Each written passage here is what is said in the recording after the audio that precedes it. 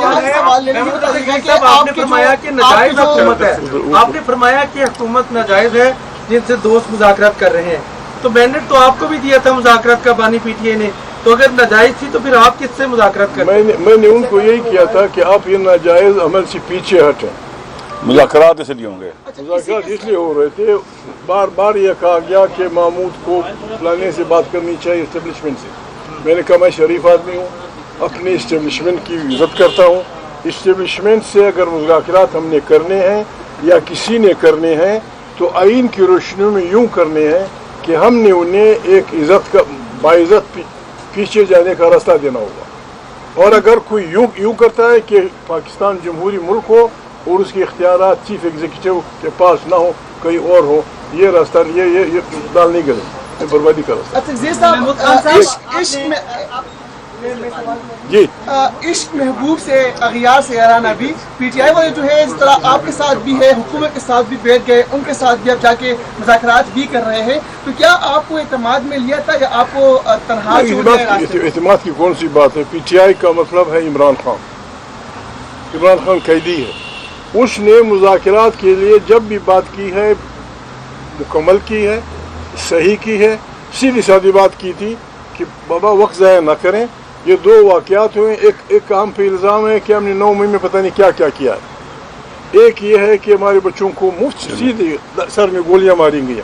اس کے لیے judicial commission بنائے, جو چھوڑ کی سزا وہ ہماری سزا. مینڈیٹ چوری کا جو بات ہو رہی تھی وہ غلط تھی. مینڈیٹ چوری کی جو بات ہو رہی تھی, مینڈیٹ وہ تو یہاں کا, اگر یہ پرندے بھی بول سکتے ہوتے وہ بھی کہہ دیتے کہ مینڈیٹ چوری کیا. خان صاحب یہ بتاتے ہیں کہ آپ نے 2 ایشوز کی بات کی ہے, ایک آپ نے افغانستان کی بات کی ہے اور ایک آپ نے اندرونی حالات کی بات کی ہے. افغانستان کے حوالے سے آپ نے یہ کہا ہے کہ خطے کے جو پڑوسی ممالک ہیں ان کا اجلاس اقوام متحدہ کی چھتری تلے بلا لیں ایک بار. دوسرا آپ نے جو اندرونی معاملات ہیں اس پہ آپ نے کہا ہے گول میز کانفرنس بلا لیں. آپ کہہ رہے ہیں ناجائز حکومت ہے, جعلی حکومت ہے, پارلیمنٹ میں حوالدار بیٹھا ہے, ٹھیک ہے سر, یہ گول میز کانفرنس کون بلائے گا؟ اور گول میز کانفرنس سے مراد یہ ہے کہ پاکستان کی ساری سیاسی قیادت اس میں موجود ہو. عمران خان پاپولر اس وقت کوئی شبہ شائبہ نہیں ہے کہ عمران خان جب کال دیتا ہے تو پورا پاکستان نکل آتا ہے. عمران خان کی اس گول میز کانفرنس میں شرکت کو کیسے یقینی بنایا جائے گا, اور وہ جو پڑوسی ممالک کا اجلاس ہے وہ کون بلائے گا؟ دیکھیے میں نے آپ سے عرض کیا تھا کہ افغانستان چین ہمارا دوست بھی ہے اور ہمارا افغانستان کے ہمسایوں میں بھی شامل ہے. پھر ایک ایسا ملک ہے جس پہ افغانستان بھی اعتماد کرتا ہے اور پاکستان بھی اعتماد کرتا ہے. تو چائنا یہ کر سکتا ہے اقوام متحدہ کے ذریعے یا خود کے ہمسایوں کی وہ میٹنگ بلائی جائے. رہی پاکستان کی بات, پاکستان سیدھی سادھی بات ہے میرے بھائی. پاکستان یعنی میں ملا تھا, وہ میں مشکور ہوں خاقان عباسی, میں مشکور ہوں خاقان عباسی کا. وہ آئے تھے پرسوں یا ترسوں, انہوں نے بھی کہا تھا کہ تمام پارٹیوں کی ایک کانفرنس ہم بلائیں.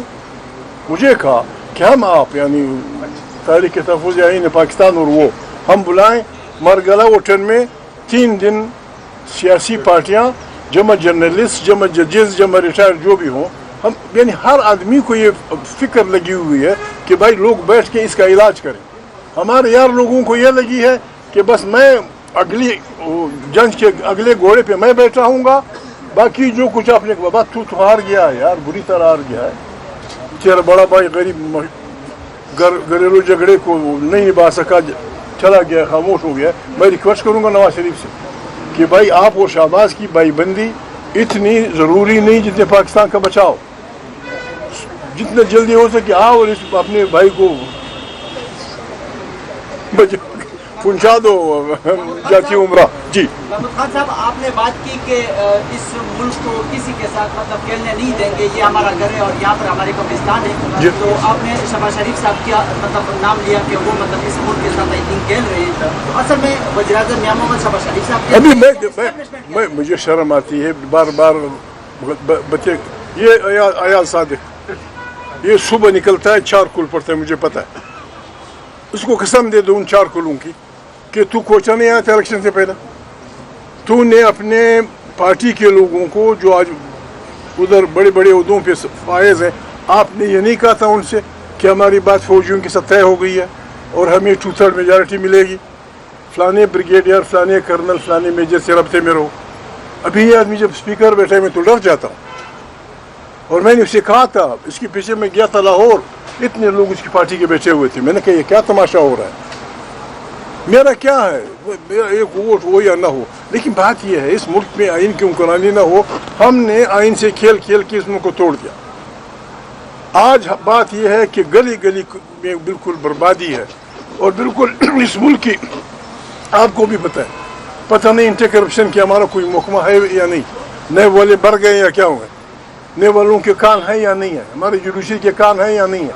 पार्लियामेंट का एक वोट 70 करोड़ रुपए का बिका है।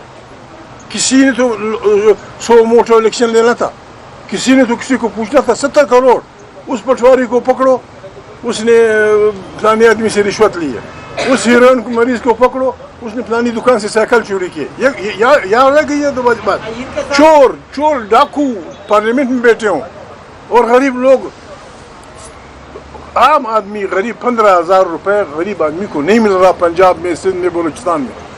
अगर हम सब ने अकल के नाखुन न लिए ये गरीब बिल्कुल निकलेंगे। वो इकबाल का मशहूर शेर,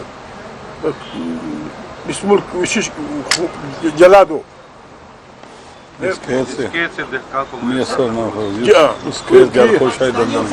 खाके उमरा को जी अजय निकलेंगे पाकिस्तानी, अब भी निकलेंगे, कोई और निकले या ना निकले, मैं आपसे वादा इस शरीफ आदमी की मौजूदगी में मेरा आपसे वादा, अगर हमारा जमहूरी रास्ता रोका गया हमने निकलना है।